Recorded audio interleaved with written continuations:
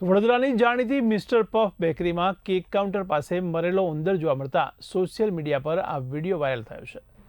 અને ગ્રાહકોના આરોગ્ય અંગે પણ ગંભીર ચિંતા ઊભી થઈ છે। ત્યારે આ ઘટનાને પગલે વડોદરા કોર્પોરેશનની ફૂડ શાખાએ દરોડા પાડી ચોકલેટ અને બ્લેક ફોરેસ્ટ કેકના નમૂનાઓ લેબ ટેસ્ટ માટે મોકલ્યા હતા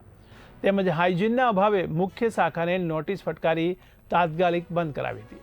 તો સંતોષકારક જવાબ ન મળ્યો હોવાથી લાયસન્સ રદ કરવાની પણ ચેતવણી આપવામાં આવી છે।